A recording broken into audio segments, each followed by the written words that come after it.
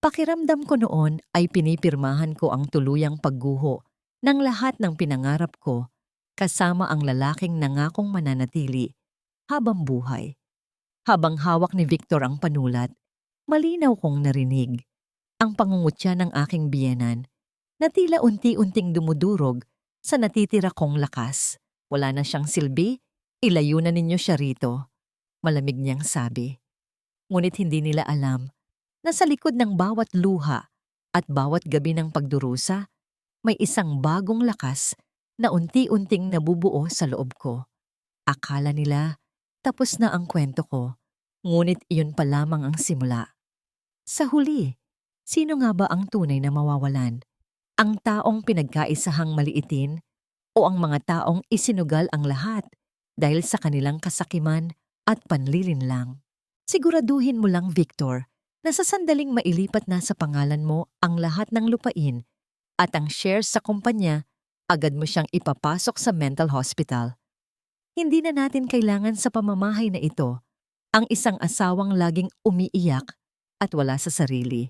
Isang malaking pabigat lang ang babaeng yan. Ang boses ni Doña Remedios ay tila isang matalim na kutsilyo na humiwa sa katahimikan ng pasilyo. Sa labas ng pinto, napatigil ang paghakbang ni Colleen. Hawak niya ang paboritong asul na jacket ni Victor na kapapaplansa lang niya. Isang munting kilos ng pagmamahal para sa asawang tanging sandigan niya matapos mawala ang kanilang anak. Ang init na nagmumula sa tela ng jacket ay tila unti-unting naging yelo sa kanyang mga kamay. "Don't worry, ma. Pirma na lang ang kulang," sagot ni Victor. Ang boses na dati ay nagpapatulog sa kanya sa gabi sa pamamagitan ng mga matatamis na pangako. Ngayon ay puno ng panlalamig at kasakiman. Naniwala naman siya nang sabihin kong para ito sa seguridad ng future namin. Konting acting lang na nag-aalala ako sa health niya, mabilis siyang nauto. Akala siguro niya, talagang concerned ako. Isang malakas at mapang-uyam na tawa ang narinig ni Colleen mula sa loob ng silid. Ang kanyang biyenan, ang babaeng tinawag niyang mama at pinaglingkuran ng higit pa sa kanyang sariling ina, ay kasalukuyang nagdiriwang sa gitna ng kanyang pagkawasak. Ang bawat halakhak ay tila isang sampal na nagpamanhid sa buong katawan ni Colleen. Ang kanyang mga tuhod ay nanginginig at ang hangin sa kanyang paligid ay tila naglaho na nag-iwan sa kanya ng pakiramdam ng pagkalunod sa tuyong lupa. Dahan-dahang napatingin si Colleen sa kanyang kanang kamay. Mayroon pang bakas ng tinta roon. Ang tintang ginamit niya ilang minuto lang ang nakalilipas para pirmahan ang mga dokumentong magbibigay kay Victor ng kapangyarihan sa lahat ng ari-ariang pinaghirapan ng kanyang yumaong ama. Akala niya, ang pirmang yon ay simbolo ng kanilang pagkakaisa sa gitna ng dusa. Hindi niya akalain na yun na pala ang huling pako sa kanyang sariling kabaong. Nararamdaman niya ang isang matinding pagsikip sa kanyang dibdib. Tila may isang mabigat na kamay na pilit pinipiga ang kanyang puso hanggang sa wala nang matirang dugo rito. Ang kanyang mga mata, na dati ay puno ng luha dahil sa pagdadalamhati sa kanyang anak, ngayon ay nanunuyo at naninigas sa matinding pait. Gusto niyang sumigaw, gusto niyang sipain ang pinto at kumprontahin ang mga taong tinuring niyang pamilya. Ngunit ang kanyang lalamunan ay tila barado ng libo-libong tinig. Walang anumang tunog ang lumabas sa kanyang mga labi. Ang tanging naririnig niya ay ang mabilis at marahas na tibok ng kanyang sariling puso na tila isang tambol ng babala. Ang jacket na hawak niya ay dahan-dahang nadulas mula sa kanyang mga daliri at lumapag sa sahig ng walang anumang ingay, katulad ng tahimik na pagguho ng kanyang buong mundo. Ang amoy ng pabango ni Victor na kumapit sa tela ay tila naging amoy ng nabubulok na bangkay sa kanyang pang-amoy. Tumingala si Colleen, pilit na pinipigilan ang anumang hikbi na maaring magbunyag sa kanyang kinaroroonan. Sa kanyang isipan, naglaro ang imahe ng kanyang ama at ng kanyang sanggol.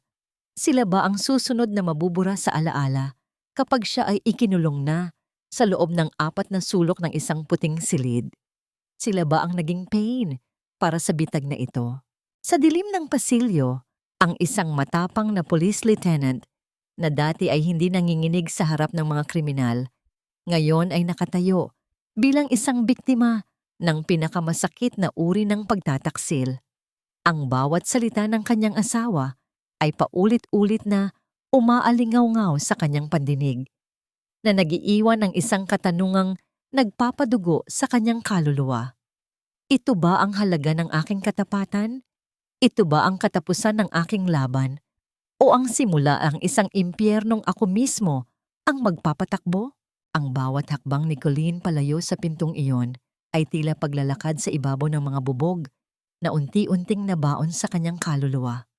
Kailangan niyang kumilos ng mabilis, kailangang maging isang anino na walang bakas bago pa bumukas ang pinto at makita siya ng dalawang ahas na nagpaplano ng kanyang kamatayan. Mabilis niyang pinulot ang jacket sa sahig, pilit na pinatitigas ang kanyang mga kamay na nanginginig at naglakad patungo sa dulo ng pasilyo kung saan matatagpuan ang kanilang silid. Nang marinig niya ang pag-click ng pinto sa silid ni Doña Remedios, mabilis na pumasok si Colleen sa kanilang kwarto at sumandal sa likod ng pinto. Ang kanyang hininga ay gulo-gulo, tila isang ibong nagpupumiglas sa loob ng isang masikip na hawla. Pinunasan niya ang kanyang mukha, pilit na inaalis ang anumang bakas ng luha at palitan ito ng isang ekspresyong walang buhay.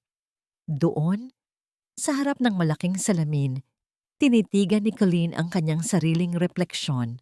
Ang mga matang dati ay puno ng talino at tapang bilang isang opisyal ng batas ay tila naging dalawang madilim na balon ng kawalan. Ito ang gusto nyo, di ba? Isang baliw. Ibibigay ko sa inyo ang hinahanap nyo. Bulong niya sa hangin. Ang kanyang tinig ay malamig pa sa simoy ng gabi. Sinubukan niyang ngumiti, isang ngiting hindi umaabot sa kanyang mga mata, isang ngiting tila isang maskara na dahan-dahang kumakabit sa kanyang mukha. Nabalik lamang siya sa realidad nang marinig ang mahinang pagkatok sa pinto. Ito ang tunog na dati ay nagpapatibok ng kanyang puso sa tuwa, ngunit ngayon ay nagdadala ng kilabot sa kanyang bawat himaymay. Ang pagpihit ng doorknob ay tila isang hudyat ng pagsisimula ng isang dula-dulaan kung saan ang buhay niya ang nakataya. Colleen, love, handa na ang dinner. Pinagluto ka ni Mama ng paborito mong siningang para guminhawa ang pakiramdam mo. Malambing na tawag ni Victor pagpasok niya. Lumapit siya kay Colleen at hinawakan ang balikat nito. Isang haplos na tila naging hapos ng isang malamig na reptilya sa balat ng babae. Hindi sumagot si Colleen. Nanatili siyang nakatitig sa kawalan, ang kanyang mga balikat ay nakalaylay at ang kanyang mga labi ay bahagyang nakabukas. Tila isang taong nawawala sa loob ng sariling isipan. Hinayaan niyang akayin siya ni Victor pababa sa hapagkainan, kung saan naghihintay ang kanyang biyenan na may suot na maskara ng pag-aalala. Maupo ka, iha.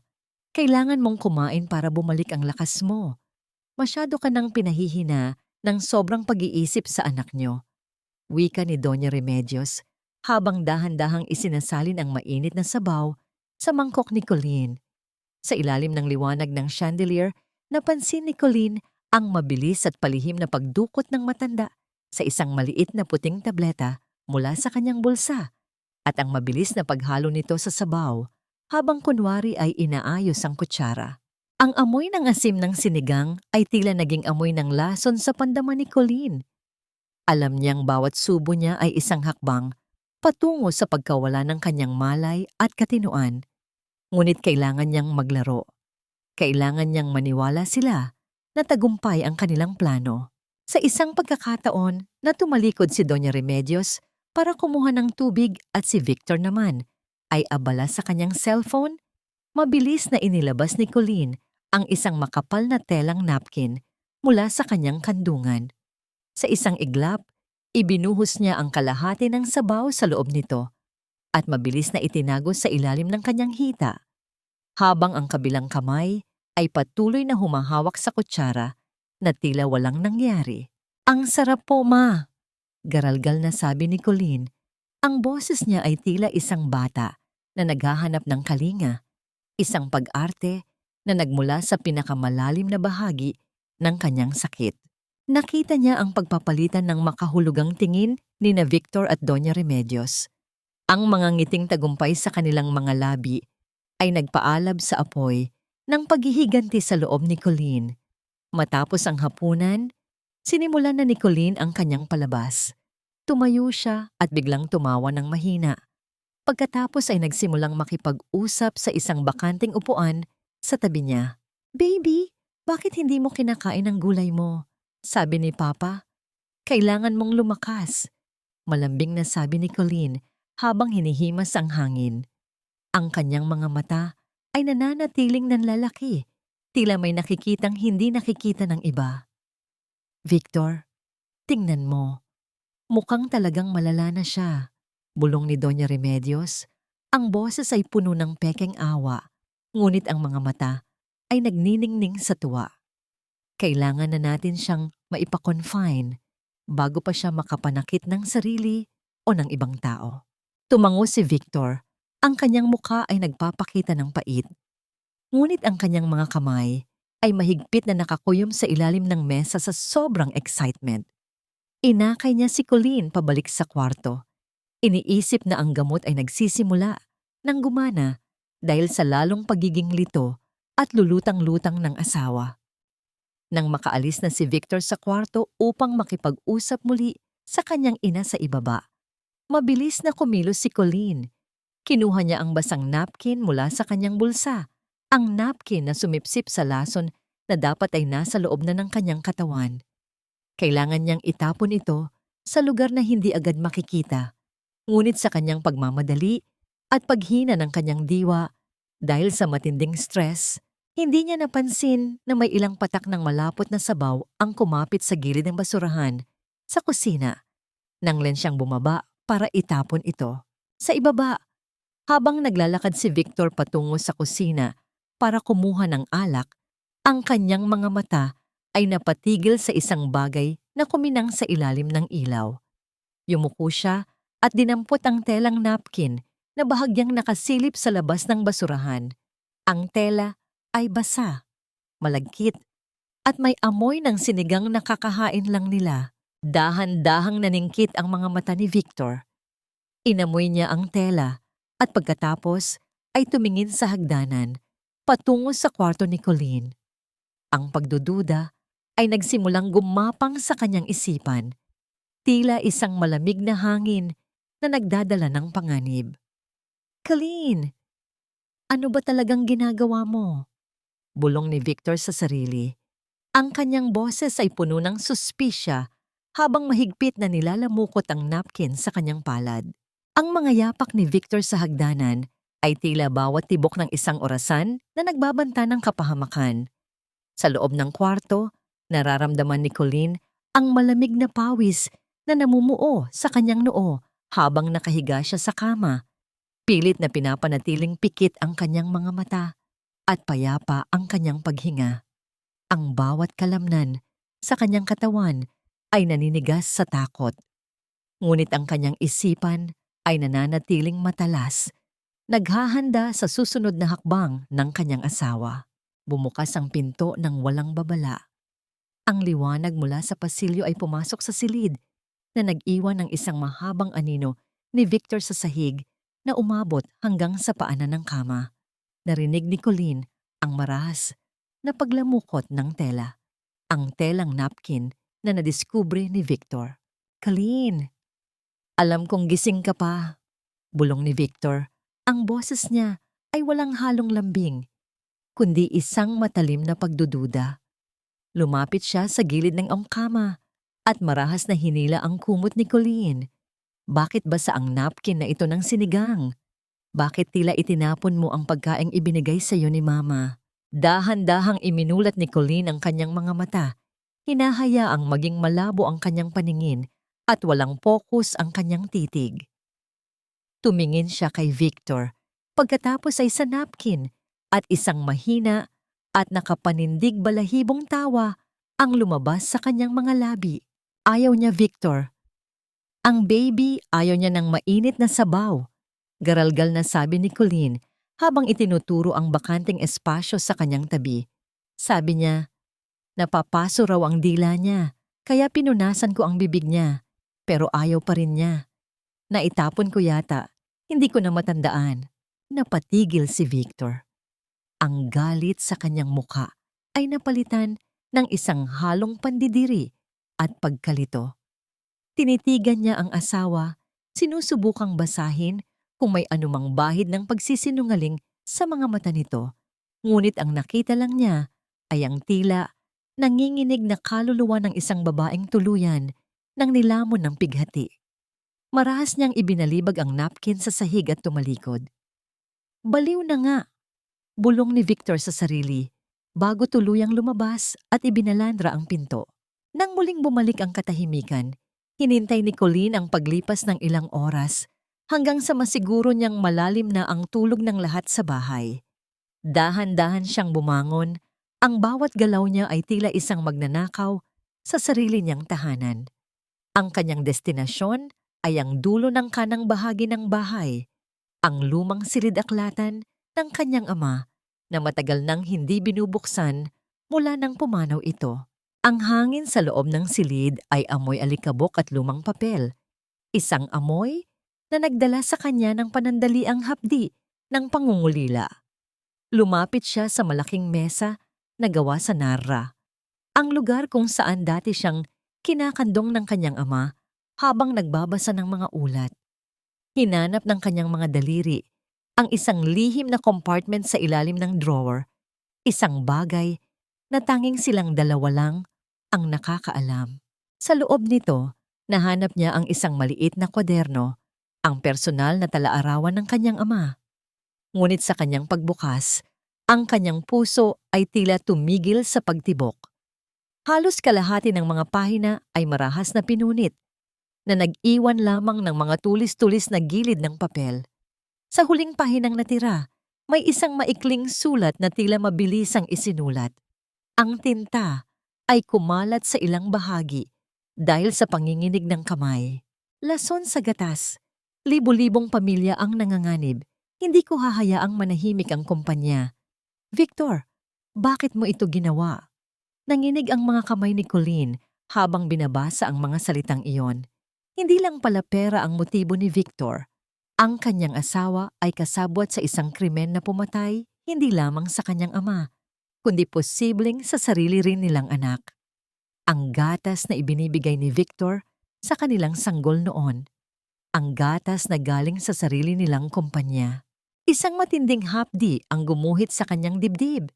Isang sakit na mas matindi pa sa anumang pisikal na sugat. Sa gitna ng kanyang pagluha, isang kakaibang pakiramdam ang nagpatayo sa mga balahibo sa kanyang batok. Ang katahimikan ng gabi ay tila nabasag ng isang banayad na paggalaw sa labas ng bintana. Dahan-dahang lumingon si Colleen. Sa labas, sa gitna ng kadiliman ng hardin at sa ilalim ng malamig na liwanag ng buwan, may isang bulto ng tao na nakatayo malapit sa malaking puno ng mangga. Ang anino nito ay mahaba at nakakatakot, at ang mga mata nito, na tila kuminang ng tamaan ng liwanag, ay nakatitig ng diretso sa kanya sa loob ng silid. Hindi gumagalaw ang anino, tila ba isa itong estatwa na nagmamasid sa bawat galaw ni Colleen. Sino ang nakakaalam na narito siya? Sino ang nagmamanman sa kanya sa gitna ng hating gabi? Tanging ang mga patay na lamang ba ang maaari kong pagkatiwalaan sa mundong ito? Ang tanong na ito ay paulit-ulit na humahagupit sa isipan ni Colleen habang tinatahak niya ang madilim at madulas na landas patungo sa sementeryo. Ang amoy ng basang lupa at ang halimuyak ng mga natutuyong bulaklak ay tila yumayakap sa kanya sa gitna ng katahimikan ng madaling araw.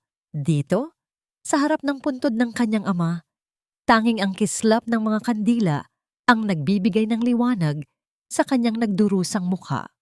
Lieutenant Navarro, akala ko ay hindi ka na darating. Isang baritono at pamilyar na boses ang bumasag sa katahimikan mula sa likuran ng isang malaking puno ng mahogany. Lumabas mula sa dilim si Sergeant Enzo, ang kanyang tapat na kasamahan sa serbisyo. Ang kanyang muka ay puno ng pag-aalala. Ang mga mata ay sumasalamin sa lungkot na nakikita niya sa kanyang hinahangaang opisyal. Salamat sa pagpunta, Enzo. Alam mong delikado ito para sa ating dalawa. Mahinang sagot ni Colleen. Ang kanyang boses ay tila isang marupok na kristal na anumang sandali ay maaaring mabasag. Lumapit si Enzo at tumayo sa tabi niya.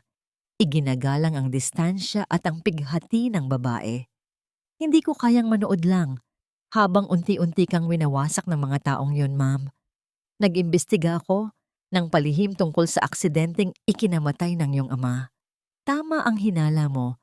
Bago pumanaw si Sir, mayroon siyang hawak na file, isang listahan ng mga batch ng gatas na kontaminado na pilit na itinatago ni Victor sa publiko.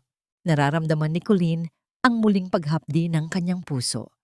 Ang bawat salita ni Enzo ay tila isang kumpirmasyon na ang lalaking pinangakuan niya ng hanggang sa kamatayan ay siya ring arkitekto ng kanyang impyerno.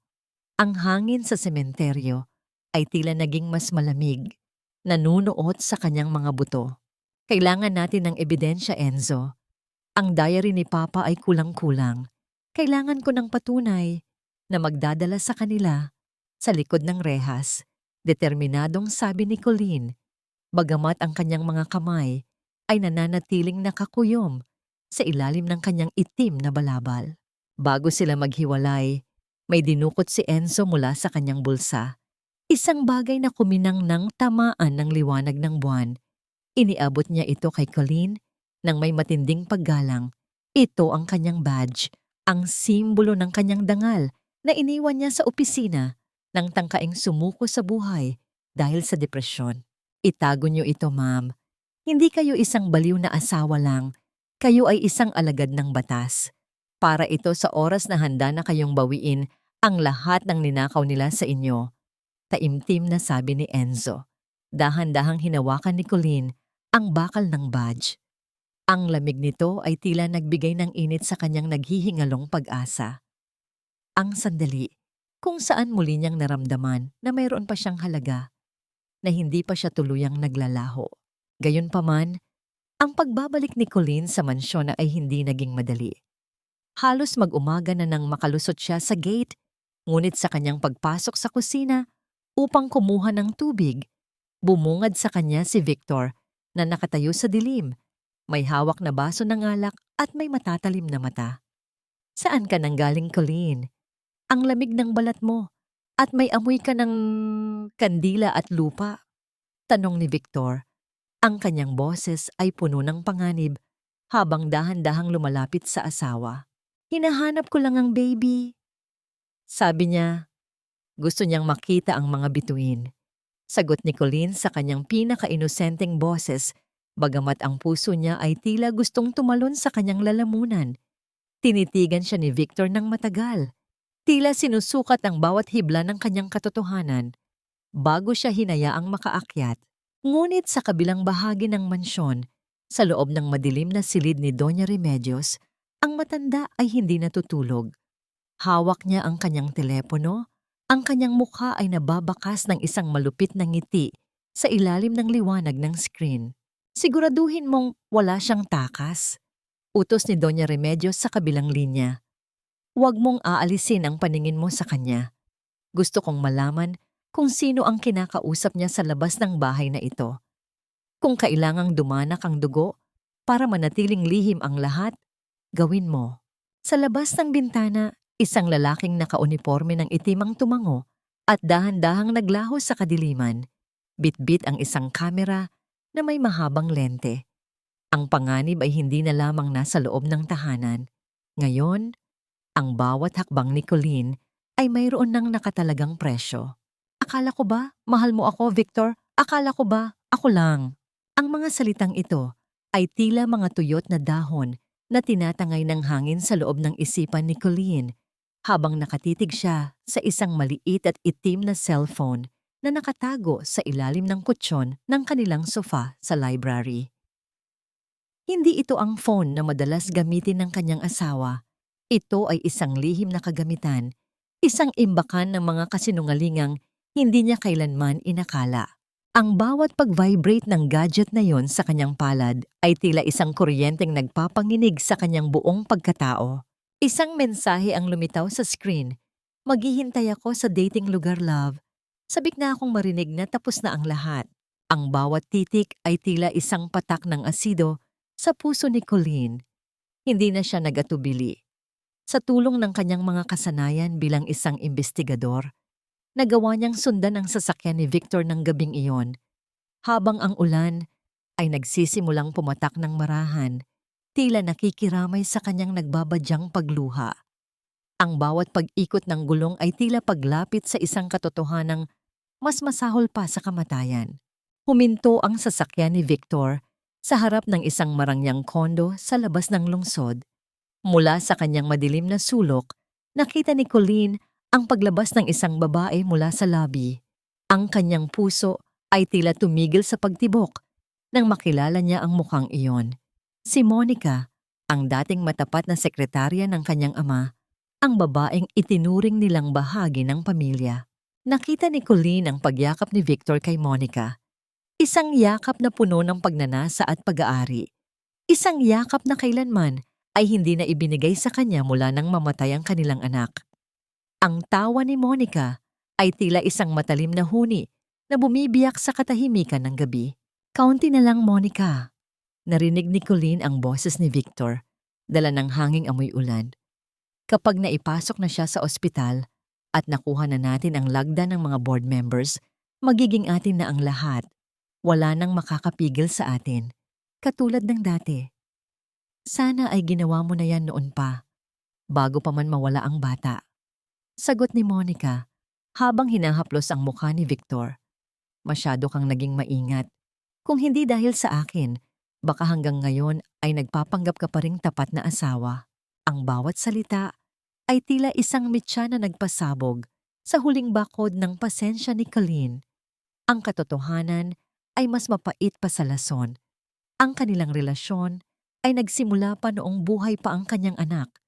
Doon ay iniisip niya na sila ang pinakamasayang pamilya sa mundo. Ang pagkawala ng kanyang anak ay tila naging isang pagkakataon lamang para sa dalawang ahas na ito na mas mapabilis ang kanilang maitim na balak. Nararamdaman ni Colleen ang pagdaloy ng mainit na luha sa kanyang pisngi. Ngunit ang luhang ito ay hindi galing sa pangungulila, kundi sa isang matinding poot na unti-unting nagpapatigas sa kanyang puso. Ang kanyang mga kamay, na dati ay marunong lamang magmahal, ngayon ay nanginginig sa pagnanais na makuha ang katarungan. Inilabas niya ang kanyang sariling telepono. Dahan-dahang itinaas ang lens ng kamera upang kuhanin ang larawan ng dalawa bilang ebidensya.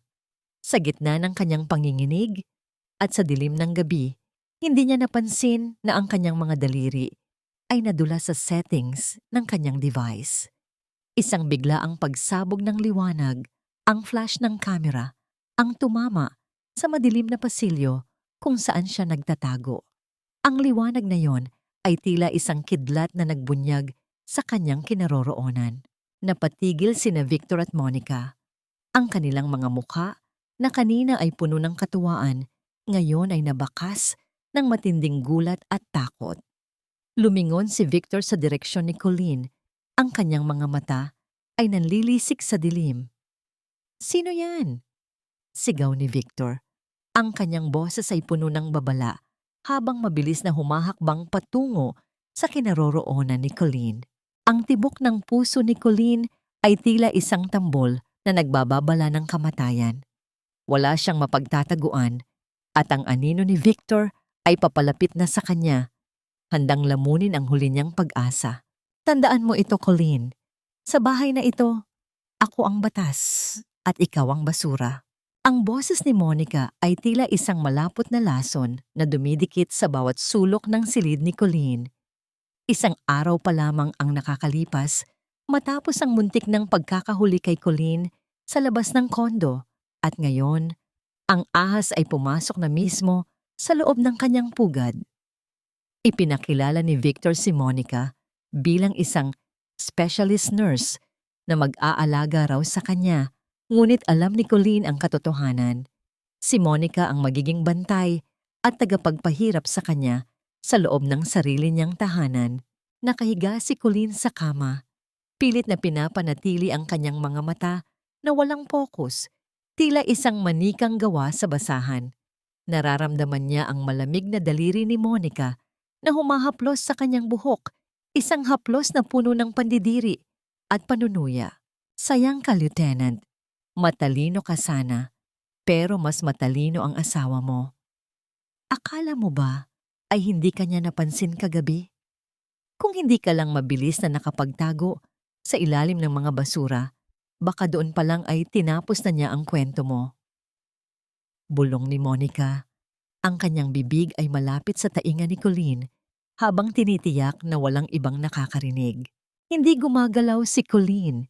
Sa loob ng kanyang dibdib, ang bawat salita ni Monica ay tila isang baga na nagpapaninga sa kanyang puot.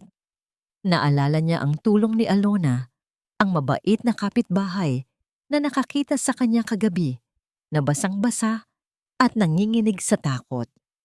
Si Alona ang nagbukas ng maliit na pintuan sa likod ng bakod at nagkanlong sa kanya bago pa siya maabutan ni Victor. Heto, iha, kumain ka muna ng mainit na kanin. Huwag kang susuko, nararamdaman kong may katarungang darating para sa'yo. Ang mga salitang yon ni Alona ang tanging nagbibigay sa kanya ng lakas upang harapin ang impyernong ito. Isang simpleng plato ng kanin at tuyo. Ngunit iyon ang pinakamasarap na pagkaing natikman ni Colleen dahil iyon lamang ang tanging bagay na walang halong panlilinlang. Sa kasalukuyan pumasok si Victor sa silid na may hawak na tray ng pagkain. Ang kanyang mukha ay balot ng isang pekeng maskara ng pag-aalala na nagpapasuka kay Colleen. How is she, Monica? Tanong ni Victor. Ang boses niya ay malambing, ngunit ang mga mata ay malamig na tumitingin sa kanyang asawa. Ganoon pa rin, love. Minsan ay tumatawa, minsan ay umiiyak ng walang tunog. Mukhang kailangan na talaga natin siyang ilipat sa pasilidad sa lalong madaling panahon. Delikado na siya para sa sarili niya. Sagot ni Monica habang kinukuha ang tray mula kay Victor.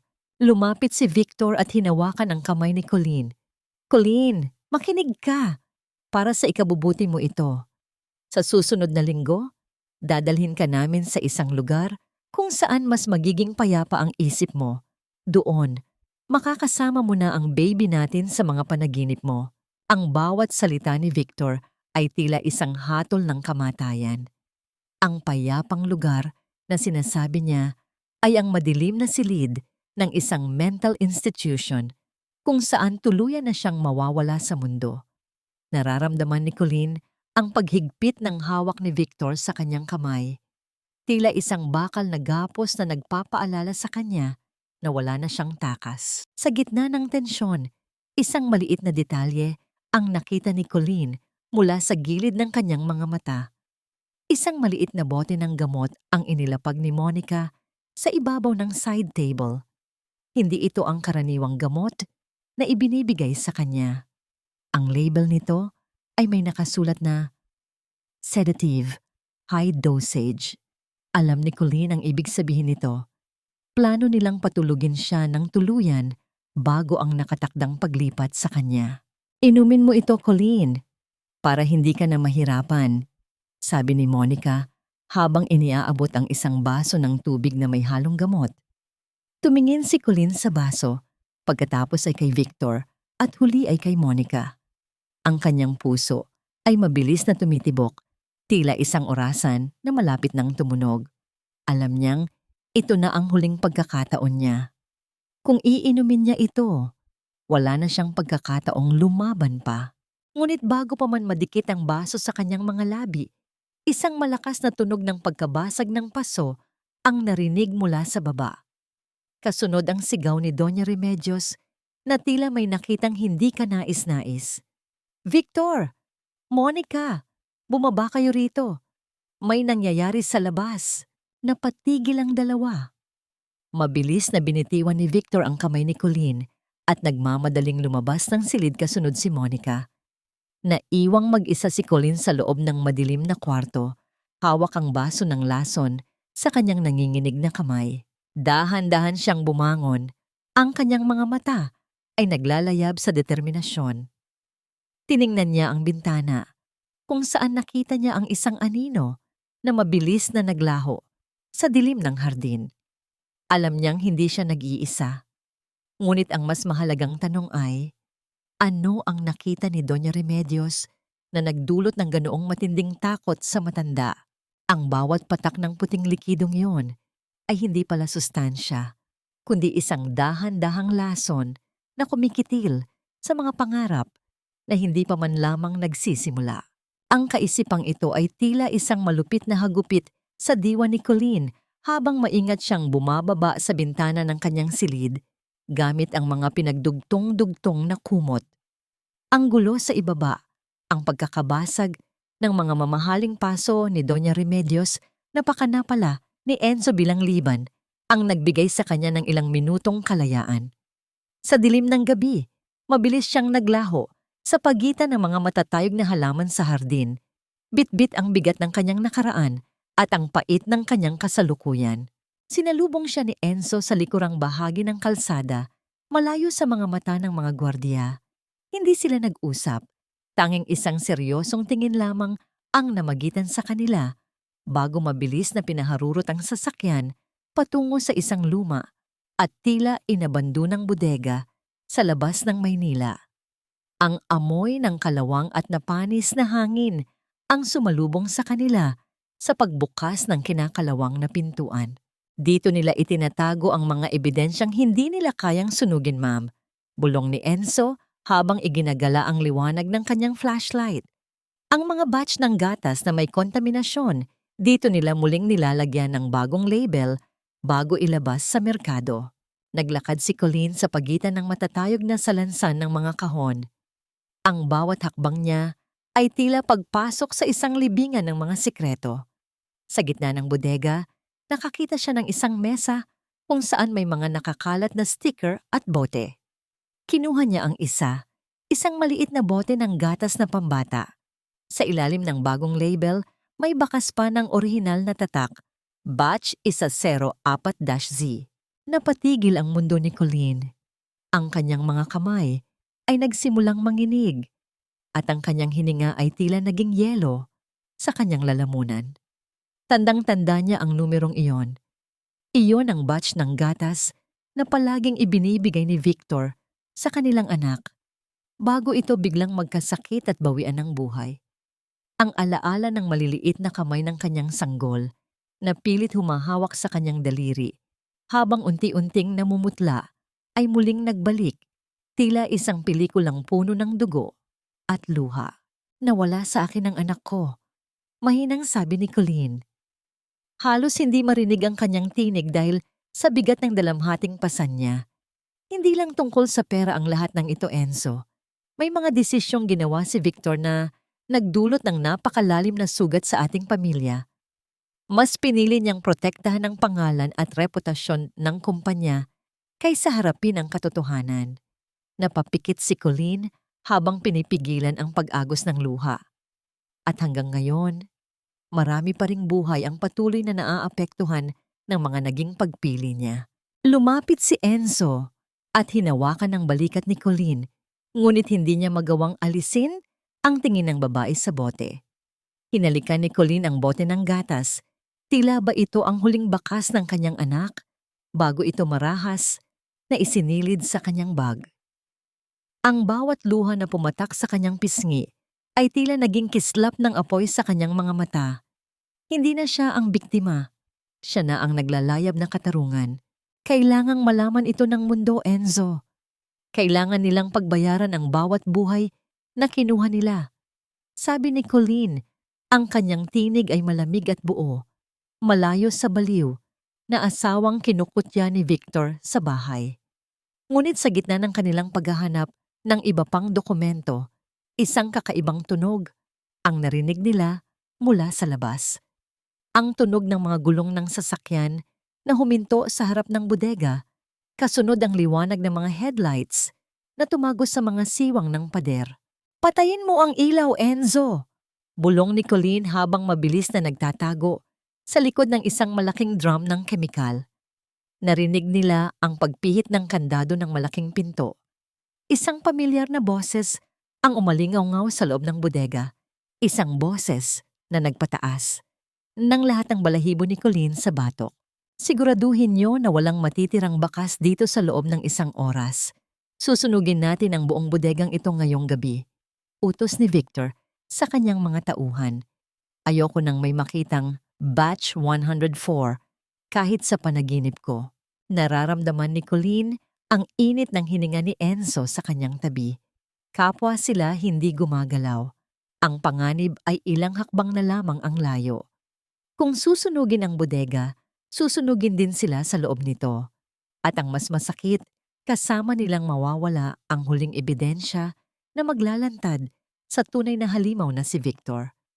Sunugin ang lahat. Siguraduhin ninyong kahit abo ay walang matitira sa mga dokumentong yan. Tapusin na natin ito ngayong gabi. Ang mga salitang yon ni Victor ay tila isang hatol na umalingaw-ngaw sa loob ng bodega, kasunod ng amoy ng gasolina na mabilis na kumakalat sa hangin. Sa loob ng dilim, sa likod ng mga drum ng kemikal, nararamdaman ni Colleen ang mabilis na tibok ng kanyang puso. Hindi lang ang ebidensya ang gustong burahin ni Victor, pati ang kanyang alaala at ang katarungan para sa kanyang anak ay balak nitong tupukin ng apoy. Narinig ni Colleen ang pagbagsak ng isang mitsa at sa isang iglap, ang liwanag ng apoy ay sumabog sa loob ng bodega. Ang lagablab ay tila isang gutom na hayop na mabilis na gumagapang sa mga tuyong karton at plastik. Ang usok na kasing itim ng kaluluwa ng kanyang asawa ay nagsimulang lumamon sa natitirang oxygen sa loob ng silid. Ma'am, kailangan na nating lumabas dito, doon sa maliit na bintana sa itaas. Bulong ni Enzo habang pilit na itinutulak ang isang mabigat na estante para magsilbing tuntungan. Sa gitna ng kaguluhan at ng naglalayab na init, isang matulis na dulo ng bakal mula sa bumagsak na estante ang sumabit sa binti ni Colleen. Naramdaman niya ang matalim na hapdi, ang mainit na daloy ng dugo na humahalo sa dumi at abo sa kanyang balat. Hindi siya sumigaw. Kinagat niya ang kanyang ibabang labi hanggang sa malasahan niya ang sariling dugo. Pinipigilan ang anumang tunog na maglalantad sa kanila sa mga tauhan ni Victor sa labas. Nagawa nilang makalabas sa isang maliit na lagusan sa likod bago pa man tuluyang lamunin ng apoy ang buong gusali. Sa labas, habang nakatago sa gitna ng matatayog na talahib, pinanood ni Colleen ang pagtupok ng bodega. Ang bawat kislap ng apoy ay tila sumasalamin sa naglalayab na puot sa kanyang mga mata. Bagamat sugatan at nanghihina, ang bote ng gatas na nakuha niya ay mahigpit pa ring nakayakap sa kanyang dibdib. Nang makabalik sa mansyon sa tulong ni Enzo, kailangang kumilos ni Colleen na tila walang nangyari. Sa loob ng kanyang madilim na silid, sa gitna ng hapdi ng kanyang sugat, kinuha niya ang isang karayom at sinulid mula sa kanyang cabinet. Walang anesthesia, walang gamot na pampamanhid. Ang bawat tusok ng karayom sa kanyang sariling balat para tahiin ang sugat sa binti ay tila isang paalala ng bawat kasinungalingang ipinakain sa kanya ni Victor. Ang sakit ay nagiging lakas. Ang bawat patak ng dugo ay nagiging panata. Kinuha niya ang maliit at lukot na larawan ng kanyang anak sa ilalim ng unan. Hinalikan niya ito habang ang luha ay tahimik na pumapatak. Nailalanit ang mga sawa, anak. Ipinapangako ko sa iyo, bago matapos ang lahat, sila naman ang hihingi ng tawad sa harap ng apoy. Nabalik lamang siya sa realidad. Nang bumukas ang pinto, pumasok si Victor. Ang kanyang mukha ay balot ng pawis at amoy usok, ngunit may suot na maskara ng tagumpay. Lumapit siya kay Colleen na tila tulog na tulog at hinawakan ang kanyang mukha. Hindi ka na magiging problema pa, Colleen. Bukas, sa paggising mo, wala ka nang maaalala pa dahil sa bagong gamot na ito. Bulong ni Victor habang inilalabas ang isang syringe. na may lamang malapot at madilim na likido. Ito ang mas malakas na sedative, ang gamot na tuluyang magpapatulog sa kanyang diwa bago ang nakatakdang pagdadala sa kanya sa mental institution.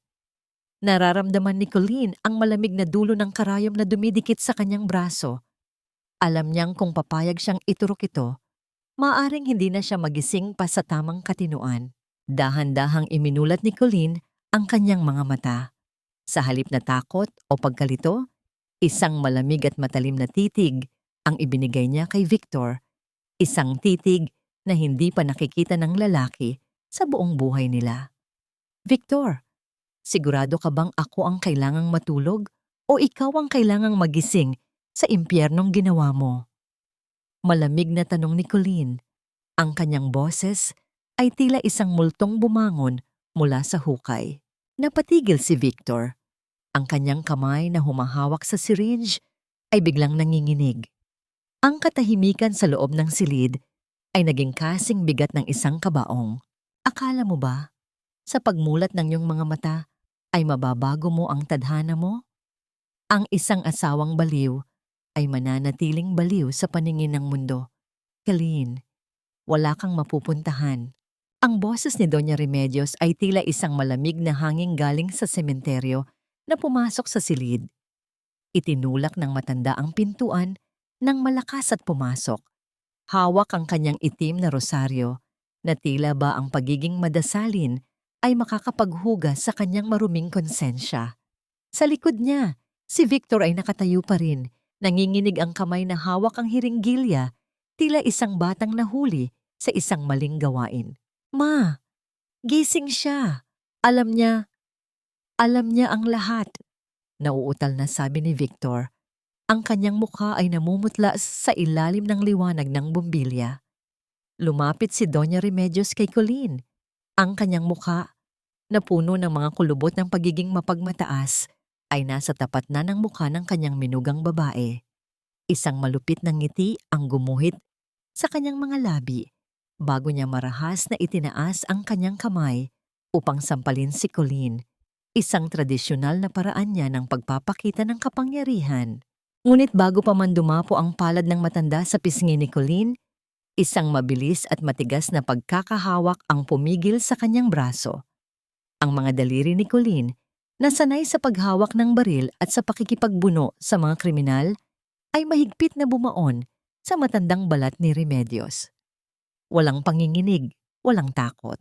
"Huwag niyo nang subukan, Mama," malamig na sabi ni Colleen. Ang bawat salita ay tila isang bala na tumatama sa dibdib ng matanda. Ang babaeng sinasaktan niyo noon ay wala na. Ang nakikita niyo ngayon ay ang opisyal na magpapadala sa inyo sa impyernong kayo mismo ang gumawa. Marahas na binawi ni Doña Remedios ang kanyang kamay. Ang kanyang mukha ay namumula sa galit at hiyang naramdaman sa harap ng kanyang anak. "Ang lakas ng loob mo! Akala mo ba ay natatakot ako sa'yo? Kahit ilabas mo pa ang lahat ng dokumentong yan, sino ang maniniwala sa isang babaeng may medical record ng pagiging mentally unstable? Isang tawag ko lang sa mga kaibigan ko sa husgado. Mabubura ang lahat ng sinasabi mo." Lumapit ang matanda at bumulong. Ang kanyang hininga ay amoy ng mapait na tsaa at pagkabulok. "Makinig ka, Colleen. Hindi lang kumpanya ang hawak namin. Alam namin kung nasaan ang pamilya ni Alona. Ang mabait mong kapitbahay na tumulong sa'yo? Isang maling galaw mo. At sisiguraduhin kong ang mga anak niya ang susunod na iiyakan mo. Katulad ng pag-iyak mo sa anak mong hindi mo man lang nagawang protektahan." Ang bawat salita ni Remedios ay tila isang kutsilyong bumaon sa sugat ni Colleen. Ang kanyang internal crumbling ay nagsimula nang marinig ang banta sa pamilya ni Alona.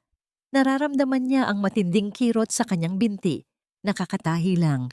Tila ba ang bawat hibla ng sinulid ay gustong mapunit sa tindi ng kanyang tensyon. Ngunit hindi niya hinayaang makita ng matanda ang kanyang kahinaan. "Ginagamit niyo ang mga inosente para protektahan ang sarili niyo? Ganyan na ba kayo kadesperado?" Tanong ni Colleen, bagamat ang kanyang boses ay bahagyang nanginig sa pag-aalala para kay Alona. Desperado? Hindi, iha. Practical lang kami. Tawa ni Doña Remedios habang inilalabas ang kanyang cellphone. Huwag mong kalimutan, hindi lang kami ang may kinalaman sa Batch 104. May mga taong mas makapangyarihan kaysa sa amin ang nakatayo sa likod ng kumpanyang ito. Mga taong hindi mangingiming ibaon ka ng buhay. Isang katanungan ang biglang sumagi sa isipan ni Colleen na nagpadagdag sa dilim ng misteryo. Sino ang tinutukoy ng matanda? Mayroon pa bang mas mataas na tao na nagpapatakbo sa likod ng mga anino na siyang tunay na nag-utos sa pagpatay sa kanyang ama? Lumabas ang mag-ina sa silid, muling ibinalandra ang pinto at iniwan si Colleen sa gitna ng katahimikan. Napasandal si Colleen sa dingding, dahan-dahang napaupo sa sahig habang hawak ang kanyang binti. Ang sakit ng katawan ay hindi mapapantayan ng bigat ng banta ni Remedios. Tumingala siya sa bintana kung saan ang anino ng gabi ay tila mas lalong nagiging mapanganib. Kung susuko siya, mawawalan ng saysay ang sakripisyo ng kanyang ama at anak. Pero kung lalaban siya, dugo ng mga inosente ang maaaring dumanak.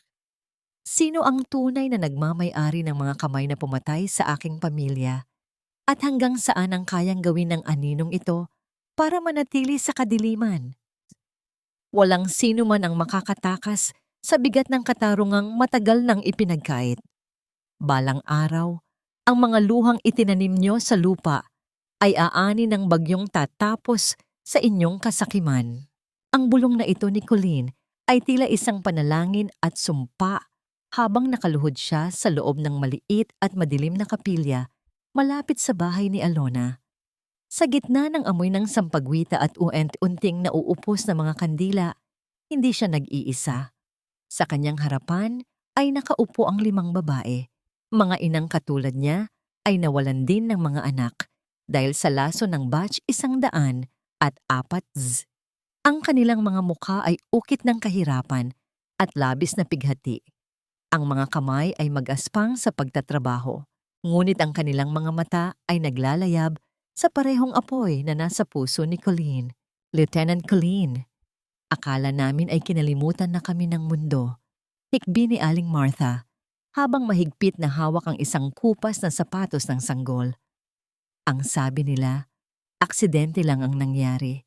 Pero alam naming may mali sa gatas na ibinigay namin sa aming mga anak. Hinawakan ni Colleen ang nanginginig na kamay ni Aling Martha. Sa gitna ng kanilang parehong sugat, nakahanap sila ng lakas. Hindi ito aksidente, Martha. Ito ay isang krimen na pinili nilang gawin para sa pera. At ipinapangako ko sa inyo, sa harap ng Diyos at ng aking yumaong ama, pagbabayaran nila ang bawat patak ng luhang ibinuhos nyo. Sa sulok ng kakapilya, lumabas si Enzo kasama ang isang matandang lalaki na tila hirap na sa paghinga. Siya'y si Mang Nestor, ang dating head guard sa bodega na tinanggal sa trabaho at binayaran para manahimik 10 taon na ang nakalilipas. Ang kanyang mukha ay puno ng hiya at pagsisisi. Ma'am Colleen, bago ako mawala sa mundong ito, gusto ko nang gumaan ang loob ko. Garalgal na sabi ni Mang Nestor habang iniabot ang isang maliit na digital voice recorder. Nandyan ang huling pag-uusap ni Sir Victor at ng isang lalaking hindi ko kilala ang mukha. Pero tinatawag niyang the chairman. Pinag-uusapan nila kung paano palalabasing aksidente ang pagkamatay ng inyong ama dahil masyado itong maraming nalalaman. Nararamdaman ni Colleen ang muling pagguho ng kanyang mundo sa narinig. Ngunit sa pagkakataong ito, hindi siya nawalan ng malay. Ang bawat salita ni Mang Nestor ay tila mga pyesa ng puzzle na sa wakas ay nabubuo na. Ang plano ay simple. Sa darating na memorial service para sa kanyang ama, isang engranding pagtitipon na gagamitin ni Victor upang ipakita ang kanyang tagumpay sa kumpanya. Doon nila ibabagsak ang katotohanan. Enzo, ihanda mo ang lahat ng dokumento. Alona, kailangan kong makapasok sa mansyon nang hindi nila napapansin ang aking pagbabago. Mula ngayon, ang baliw na si Colleen ay kailangang maging mas lalong baliw Sa kanilang paningin, utos ni Colleen, ang kanyang boses ay puno ng stratehiya at determinasyon. Pagbalik niya sa mansyon, kailangang magsuot muli ni Colleen ng kanyang maskara.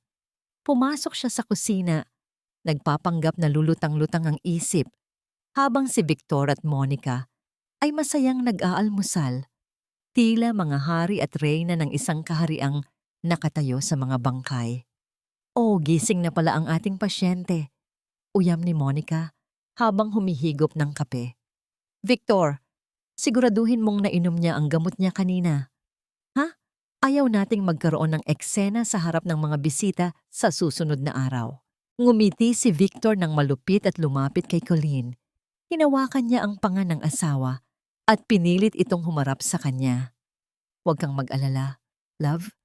Isang araw na lang at magiging malaya ka na sa lahat ng sakit na ito sa isang pasilidad na babagay sa'yo."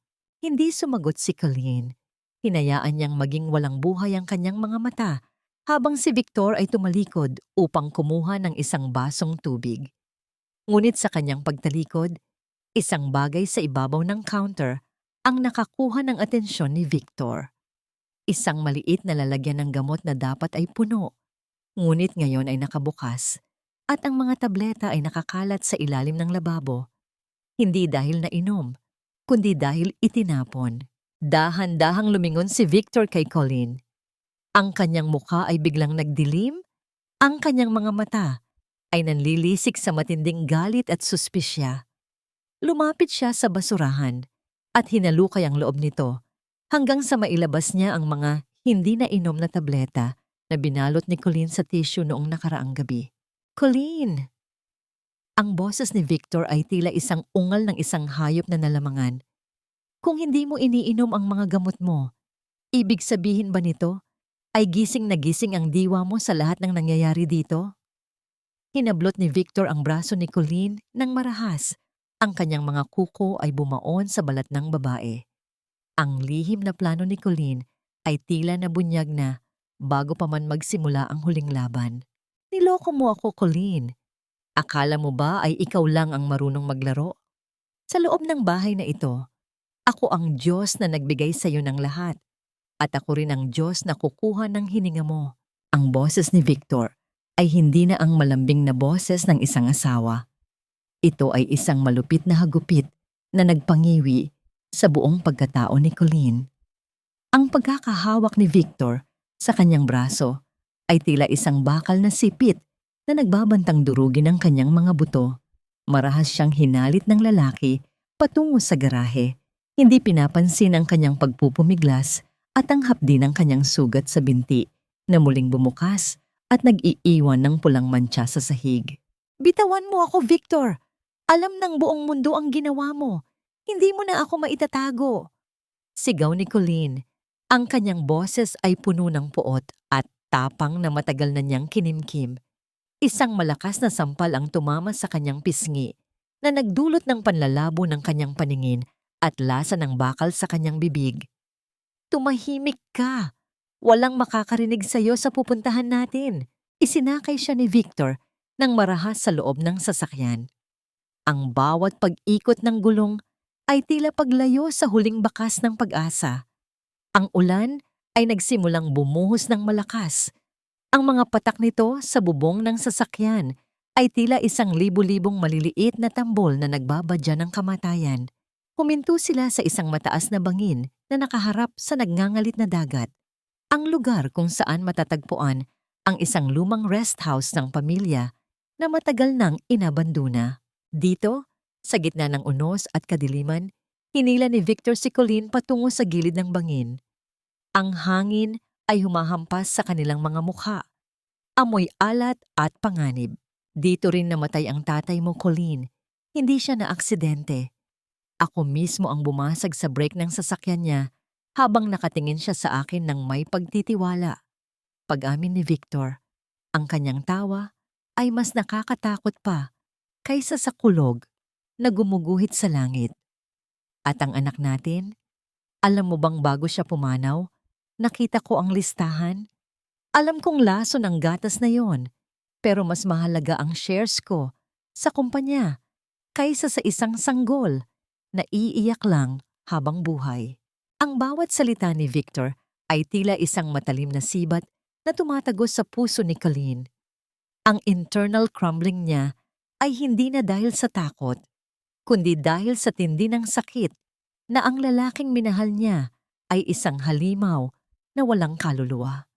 Ang kanyang mga luhang humahalo sa ulan ay hindi na para sa sarili, kundi para sa katarungang matagal na niyang hinahanap. Hayop ka, Victor.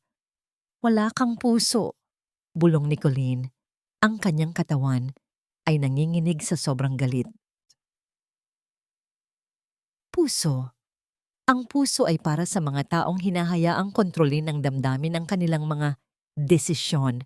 Colleen, ako, matagal ko nang iniwan ang bahaging iyon ng sarili ko. Malamig na sabi ni Victor. Mahigpit ang kanyang panga at puno ng desperasyon ang kanyang mga mata. Sa ilalim ng nagliliwanag na kalangitan dulot ng kidlat, lalo lamang naging mabigat ang tensyon sa paligid. Ngunit bago pa siya makakilos, isang malakas na tinig ang umalingaw-ngaw mula sa dilim ng mga puno. Victor, huwag ka nang gumawa ng anumang ikapapahamak mo. Napapaligiran ka na. Sa isang iglap, nabasag ang katahimikan ng gabi. Lahat ay natigilan habang hinihintay ang susunod niyang magiging pasya, si Enzo. Dumating siya kasama ang ilang matatapat na kasamahan. Ang kanilang mga flashlight ay tila mga bituin na tumutusok sa kadiliman.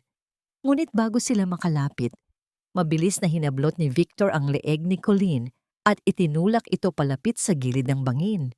Ang patalim ay nakatutok sa lalamunan ng babae. Isang hakbang pa at isasama ko siya sa ilalim ng dagat. Sigaw ni Victor. Ang kanyang mga mata ay nanlilisik sa desperasyon. Ang katahimikan sa pagitan ng hangin at ulan ay naging kasing bigat ng kamatayan. Isang pagkakamali lang at mawawala ang lahat. Sa gitna ng tensyon, isang malakas na tunog ang bumiyak sa gabi. Isang tunog ng pagputok na nagmula sa direksyon ng kakahuyan. Isang bahagi ng balikat ni Victor ang tinamaan na naging sanhi ng kanyang pagbitaw kay Colleen. Ngunit sa kanyang pagbagsak, nahablot ni Victor ang laylayan ng damit ni Colleen at sabay silang nawalan ng balanse patungo sa madilim na kailaliman ng bangin. Ang huling nakita ni Colleen, bago ang lahat ay maging madilim, ay ang mukha ni Enzo na sumisigaw ng kanyang pangalan, habang ang lamig ng hangin ay tila yumayakap sa kanyang buong katawan sa isang mabilis na pagkahulog. Akala nila ay natapos na ang lahat sa ilalim ng mga hampas ng alon, ngunit hindi nila alam na ang tubig na dapat ay pumatay sa akin ang siyang naghugas sa aking takot. Ang lamig ng dagat ay tila isang libu-libong karayom na tumutusok sa balat ni Colleen. Ngunit ang galit sa kanyang puso ang nagsilbing init upang hindi siya tuluyang lamunin ng kadiliman. Sa kabutihang palad, ang kanyang pagbagsak ay nasalo ng malalambot na sanga ng mga puno sa gilid ng bangin bago siya tuluyang humampas sa tubig. Sa gitna ng ulan at putik, nararamdaman ni Colleen ang bawat kirot sa kanyang katawan, ngunit ang kanyang diwa ay mas malinaw pa sa sikat ng araw. Nahanap siya ni Enzo sa pampang, nanginginig at puno ng sugat, ngunit ang kanyang mga mata ay hindi nakakikitaan ng anumang bahid ng pagkatalo. Sa loob ng 3 araw, nanatiling tago si Colleen sa isang ligtas na bahay, habang ang balita sa labas ay nagsasabing siya ay nawawala at posibleng patay na. Pinanood niya sa telebisyon kung paano magpanggap si Victor ng matinding pighati sa harap ng media, habang suot ang isang itim na armband at nagpapahid ng pekeng luha. Ngunit dumating na ang araw ng paggunita sa kamatayan ng kanyang ama. Ito ang araw na inakala ni Victor na siya na ang tuluyang magiging hari ng kumpanya. Sa loob ng malaking hall ng kanilang gusali, ang mga pinuno ng negosyo, media, at mga opisyal ay nagtitipon. Si Victor, na may benda pa sa balikat mula sa tama ng bala, ay nakatayo sa podium, handang magbigay ng kanyang talumpati.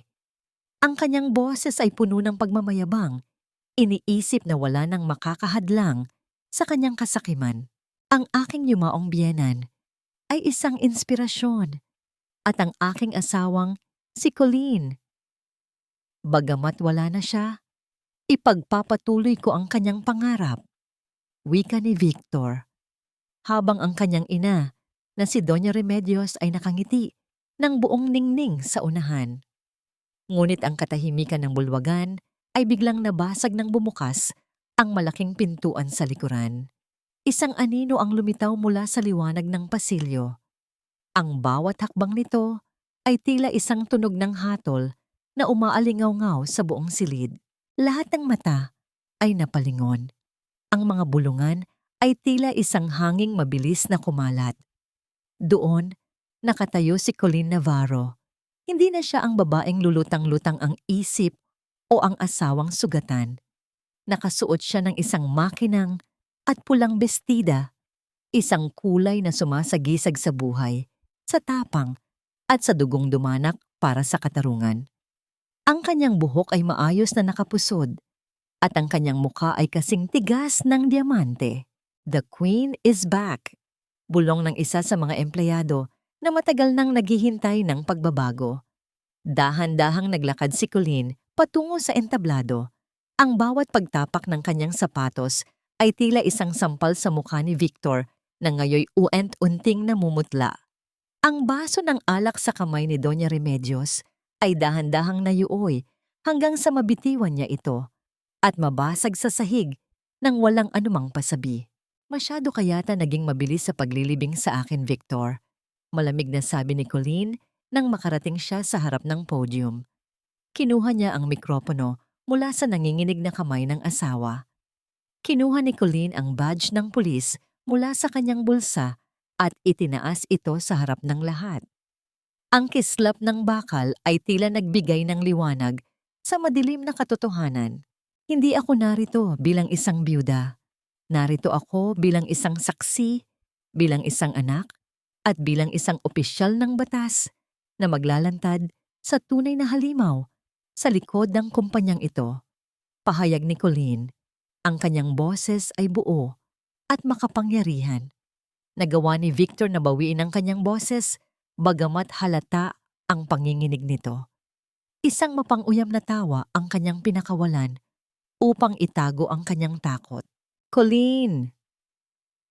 Love, hindi ko alam kung paano ka nabuhay, pero mukhang hindi ka pa rin magaling. Isang baliw na babaeng nakasuot ng pula? Sino ang maniniwala sa iyo? Uyam ni Victor.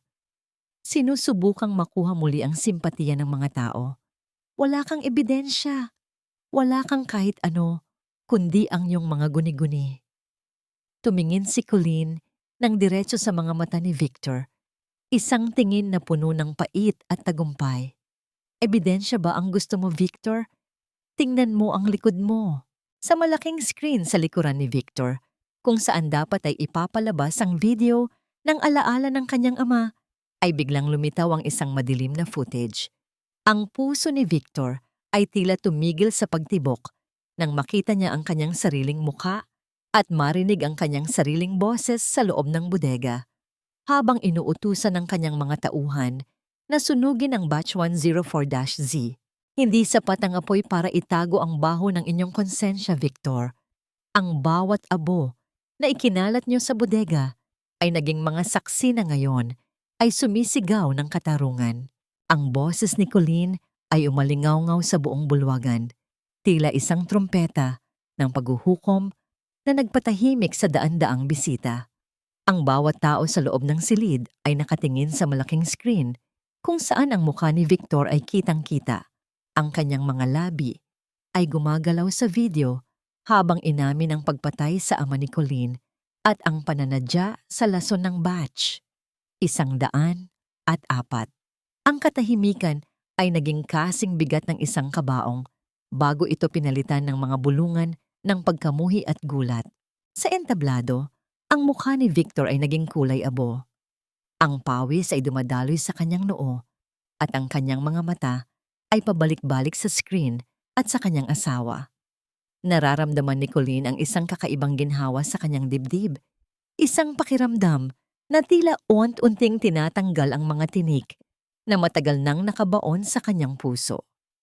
Ang kanyang internal crumbling ay hindi na dahil sa sakit, kundi dahil sa halo-halong emosyon ng tagumpay at matinding pangungulila. Peke ang video na yan, isang manipulasyon ng isang babaeng baliw. Sigaw ni Doña Remedios mula sa kanyang upuan. Tumayo ang matanda. Ang kanyang mga kamay ay nanginginig sa galit habang itinuturo si Colleen. Huwag kayong maniniwala sa kanya. Ginagawa niya ito dahil hindi niya matanggap ang pagkawala ng kanyang anak. Victor, tawagin mo ang security. Ilabas ang babaeng ito. Ngunit bago pa man makagalaw ang mga gwardiya, ang malalaking pintuan ng bulwagan ay muling bumukas. Sa pagkakataong ito, hindi isang tao ang pumasok, kundi isang hukbo ng mga nagdadalamhati. Pumasok si Alona, kasunod si Aling Martha, at ang iba pang mga ina mula sa komunidad. Hawak nila ang mga malalaking larawan ng kanilang mga anak na pumanaw, mga batang biktima ng kasakiman ng kumpanya. Ang bawat hakbang nila ay may kasamang tunog ng pagkaladkad ng kanilang mga tsinelas sa mamahaling sahig. Isang tunog na mas makapangyarihan kaysa sa anumang talumpati. Ito ang ebidensya namin, Doña Remedios. Sigaw ni Aling Martha. Ang kanyang boses ay puno ng pait. Ang mga buhay na kinuha niyo para sa inyong mga alahas at mansyon. Hindi kami mga guni-guni. Kami ang katotohanang pilit ninyong ibinaon sa lupa. Ang namayani nang lumapit si Colleen kay Aling Martha at hinawakan ang kamay nito. Sa harap ng lahat, nagyakap ang dalawang ina.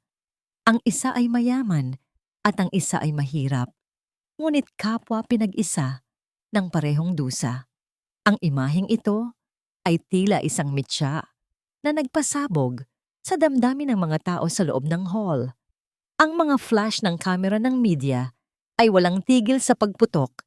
Kinukuha ang bawat anggulo ng kahihiyan ni na Victor. Hindi lang yan. Patuloy ni Colleen habang inilalabas ang voice recorder ni Mang Nestor. Nandito rin ang boses ng taong tinatawag mong Chairman Victor, ang taong kasabwat nyo sa pag-uutos na iligpit ang aking ama. Gusto nyo bang marinig kung paano nyo pinagtawanan ang kamatayan ng isang matapat na tao? Napaatras si Victor hanggang sa dulo ng podium. Ang kanyang mundo ay gumuho sa loob lamang ng ilang minuto. Ang lahat ng kapangyarihan, ang lahat ng pera, at ang lahat ng kasinungalingan ay naglaho na parang bula. Tumingin siya kay Doña Remedios, naghahanap ng kaligtasan, ngunit ang kanyang ina ay nakayuko na rin, pilit na itinatago ang mukha sa mga lente ng kamera. Pumasok si Enzo kasama ang mga opisyal ng National Bureau of Investigation. Ang tunog ng kanilang mga sapatos sa sahig ay tila isang marcha ng katarungan. Lumapit si Enzo kay Victor at inilabas ang mga posas. Ang kislap ng bakal ay tila naging huling tuldok sa kwento ng panlilinlang ni Victor. Victor Navarro, inaaresto ka sa kasong murder, estafa, at multiple counts of homicide related to food poisoning. Deklarasyon ni Enzo, ang kanyang boses ay puno ng autoridad. Ngunit sa gitna ng kaguluhan, habang dinadala si Victor palabas, lumingon siya kay Colleen nang may isang kakaibang nangiti, isang nangiting puno ng lason. Akala mo ba ay tapos na ito, Colleen? Akala mo ba ay ikaw ang nanalo? Bulong ni Victor habang dumadaan sa tabi ng asawa. Hindi mo pa kilala ang chairman. Sa sandaling pumasok ako sa kulungan, sisiguraduhin niyang susunod ka sa tatay mo. Hindi mo alam kung anong kinuha mo sa kanya. Napatigil si Colleen. Ang kaba sa kanyang dibdib ay muling nagbalik. Sino ang misteryosong chairman na ito na tila mas kinakatakutan ni Victor kaysa sa rehas ng bilangguan? Habang pinapanood niya ang pag-alis ng mga pulis, isang itim na sobre ang iniwan ng isang hindi kilalang lalaki sa ibabaw ng podium kung saan siya nakatayo. Dahan-dahan itong binuksan ni Colleen. Sa loob nito ay may isang litrato. Isang litrato niya habang natutulog sa loob ng ligtas na bahay ni Enzo na may nakasulat na pulang tinta sa ibaba. Ang paghuhukom ay hindi natatapos sa isang gabi. Hindi niyo ako pwedeng hawakan. Alam niyo ba kung sino ang kinakausap niyo? Ako ang nagpapatakbo sa ekonomiya ng lugar na ito. Mga wala kayong utang na loob. Ang boses ni Doña Remedios ay pumiyok sa sobrang taas ng tono habang pilit siyang nagpupumiglas sa pagkakahawak ng mga pulis. Ang kanyang mamahaling perlas sa leeg ay nalaslas at nagkalat sa sahig, tila mga butil ng luha na hindi niya kailanman iniyak para sa mga biktima ng kanyang kasakiman. Sa kabilang bahagi ng bulwagan, si Victor ay nakayuko. Ang kanyang mga kamay ay nakakandado na sa likuran ng malamig na bakal ng posas. Ang bawat hakbang nila palabas ng gusali ay sinasabayan ng mga hiyaw ng galit mula sa mga biktima at ang nakakasilaw na liwanag ng mga kamera ng media. Sa gitna ng kaguluhang ito, nakatayo si Colleen, tinitingnan ang pagguho ng imperyong itinayo sa kasinungalingan. Nararamdaman niya ang isang kakaibang bigat sa kanyang dibdib. Hindi ito ang bigat ng dusa, kundi ang bigat ng isang katarungang sa wakas ay nahanap na ang kanyang tahanan. Ngunit sa likod ng tagumpay na ito, may isang kirot na hindi mawawala. Ang katotohanan kahit gaano karaming tao ang mabilanggo. Hindi na nito maibabalik ang init ng yakap ng kanyang ama at ang halimuyak ng kanyang anak. Victor, sabihin mo sa kanila na wala akong kinalaman dito. Victor! Sigaw ni Monica.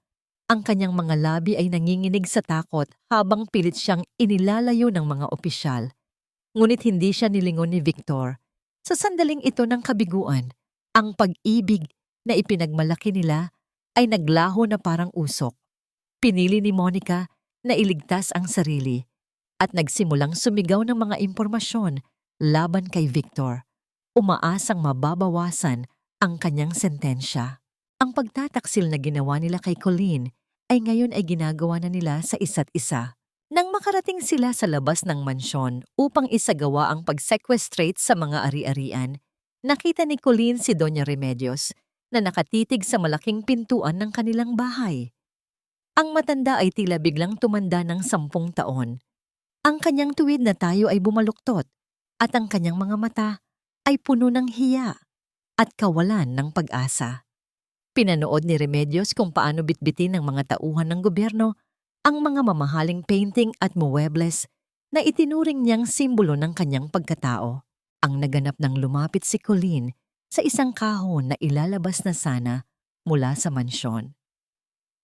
Sa loob nito, nakita niya ang isang lumang sapatos ng sanggol, ang sapatos ng kanyang anak, na itinago pala ni Victor sa isang madilim na sulok ng kanyang opisina. Kinuha ito ni Colleen at mahigpit na niyakap sa kanyang pisngi. Sa gitna ng karangyaan ng mansyong ito, na ngayoy kinukuha na, ang tanging bagay na may halaga para sa kanya ay ang munting sapatos na ito. Ang mansyong ito ay hindi na palasyo, kundi isang malaking nicho ng mga pangarap na kailanman ay hindi natupad. Colleen, parang awa mo na.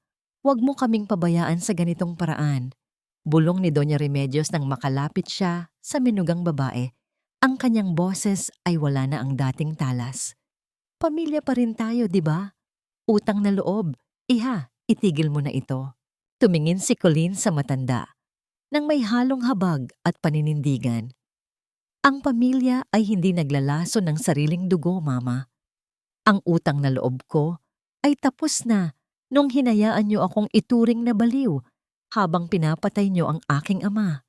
Ngayon, ang batas na ang magdedesisyon para sa inyo. Habang isinasakay sina Victor at Remedios sa magkaibang sasakyan ng pulis, napansin ni Colleen ang isang itim na kotse na nakaparada sa di kalayuan. Ang salamin nito ay madilim, ngunit nararamdaman niya na may nakatitig sa kanya mula sa loob.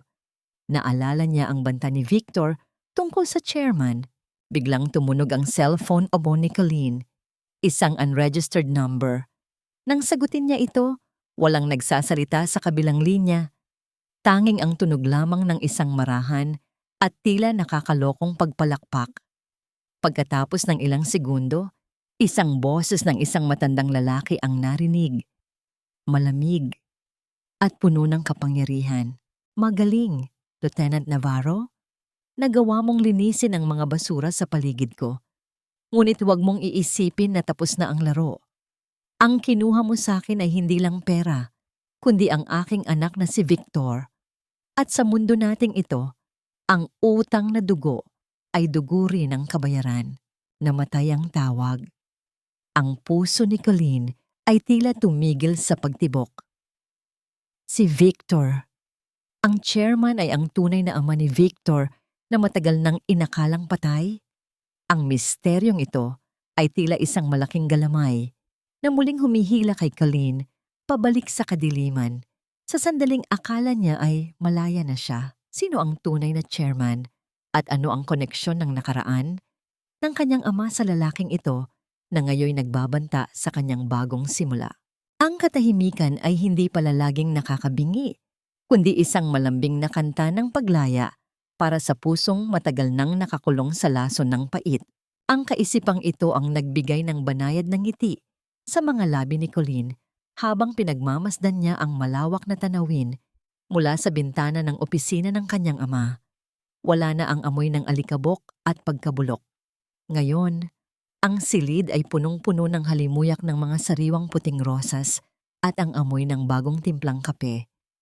Sa ibabaw ng mesa, hindi na mga dokumento ng panlilinlang ang nakalat, kundi mga tseke ng kompensasyon para sa mga pamilya ng batch 104 zid at ang mga plano para sa Navarro Hope Foundation. Isang marahang pagkatok ang bumasag sa kanyang pagmumuni-muni. Pumasok si Enzo, hindi na suot ang kanyang uniforme, kundi isang simpleng polo shirt na nagpapatingkad sa kanyang pagiging kalmado. Lumapit siya kay Colleen at tumayo sa tabi nito. Iginagalang ang distansya, ngunit sapat na malapit upang maramdaman ang init ng presensya ng isa't isa. Tapos na ang lahat ng pirma, Colleen. Lahat ng biktima ay nakatanggap na ng tulong na nararapat sa kanila. Wika ni Enzo, ang kanyang boses ay tila isang malambot na kumot sa gitna ng malamig na gabi. At tungkol sa chairman, dahil sa huling ebidensyang nakalap natin, napilitan siyang lumabas ng bansa at ang kanyang mga ari-arian ay kasalukuyan ng iniimbestigahan. Malayo na siya sa'yo. Ligtas ka na. Nararamdaman ni Colleen ang isang matinding pagbuga ng hininga. Tila ba ang isang mabigat na semento sa kanyang dibdib ay tuluyan ng nadurog at tinangay ng hangin. Tumingin siya kay Enzo. Hinawakan ni Enzo ang kanyang kamay. Isang mahigpit, ngunit magalang na pagkakahawak. Dahan-dahang inayos ni Enzo ang isang hibla ng buhok ni Colleen na tumakip sa kanyang mata. Ang haplos na yon ay hindi katulad ng kay Victor. Ito ay walang halong pagmamay-ari, kundi puno ng dalisay na proteksyon at pag-asa. Salamat, Enzo. Kung hindi dahil sa'yo, baka hanggang ngayon ay nakikipag-usap pa rin ako sa mga anino sa loob ng mansyong yon. Mahinang sagot ni Colleen.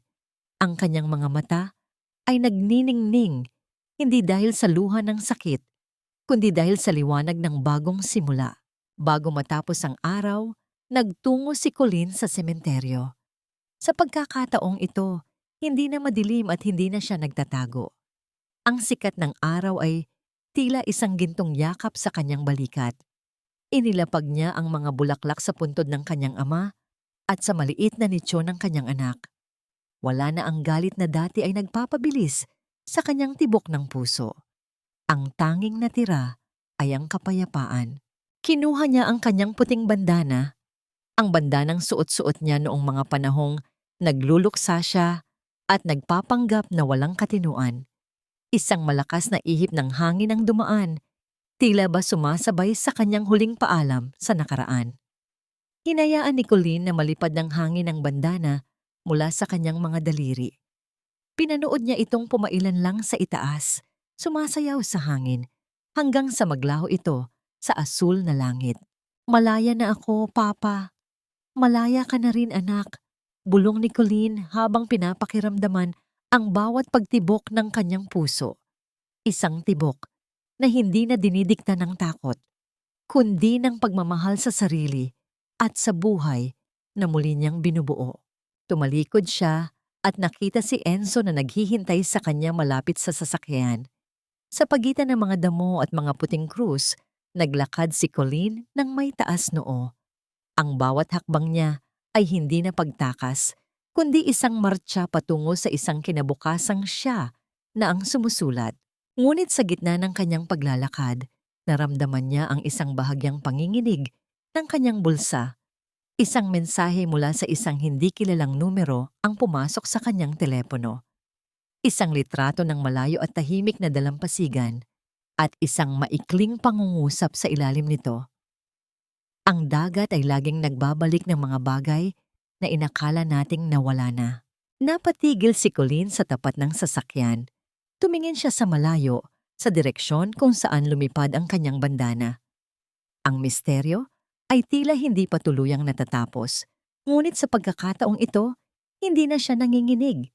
Isang matapang na ngiti ang sumilay sa kanyang mga labi habang binubura niya ang mensahe. Hihintayin ko ang alon. Bulong niya sa sarili bago tuluyang sumakay sa sasakyan at iwanan ang katahimikan ng mga patay para sa ingay ng mga buhay. Lumipas ang mga buwan na tila isang dahan-dahang agos ng malinis na tubig na unti-unting tumatangay sa mga huling bakas ng putik sa buhay ni Colleen. Sa loob ng isang silid na rehas na bakal ang tanging tanawin, si Victor at Doña Remedios ay naiwang nabubulok sa kanilang sariling pagsisisi. Ang dating makapangyarihang matanda ay wala na ang marangyang alahas at ang kanyang mga kamay na dati ay mapangapi ay nanginginig na ngayon sa bawat paghawak sa malamig na pinggan ng bilangguan.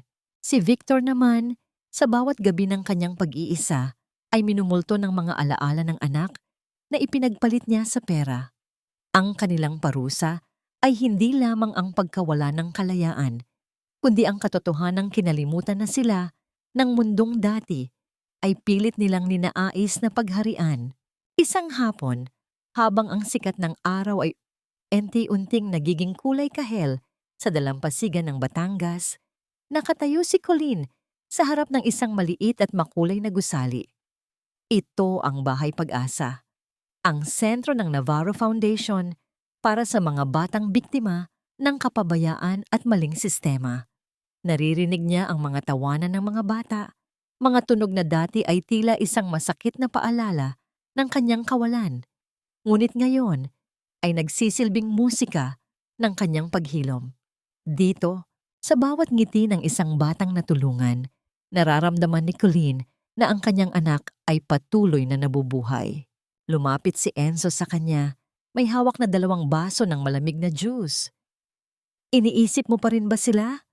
Mahinahong tanong ni Enzo. Ang kanyang boses ay puno ng pag-unawa.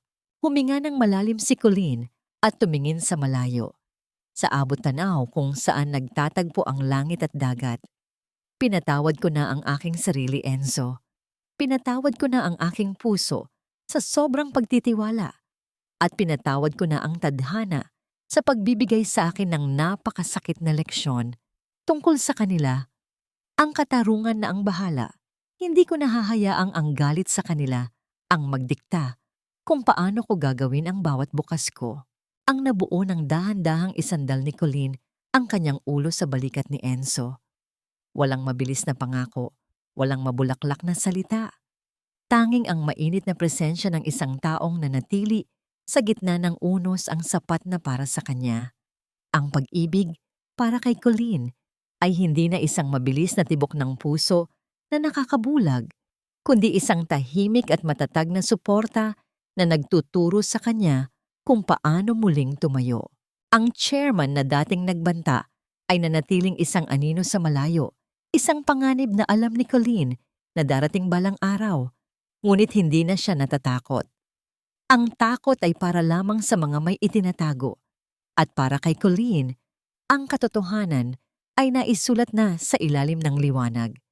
Hawak niya ang kanyang badge na ngayoy nakatago sa kanyang bag, isang paalala na siya ay mananatiling tagapagtanggol ng mga mahihina, anuman ang mangyari. Sa huling sandali ng paglubog ng araw, naramdaman ni Colleen ang isang banayad na ihip ng hangin sa kanyang pisngi, tila isang haplos ng isang maliit na kamay. Ngumiti siya at ipinikit ang kanyang mga mata. Sa wakas, Ang gabi ay hindi na punong-puno ng mga bulong ng kataksilan at takot. Ang bawat pagpikit niya ngayon ay may kasamang pag-asa na sa bawat pagsikat ng araw, may bagong pagkakataon upang magmahal at mabuhay ng may dangal. Ang katarungan ay hindi lamang ang pagpapakulong sa masama, kundi ang pagpapalaya sa mabuti mula sa kulungan ng sariling pait.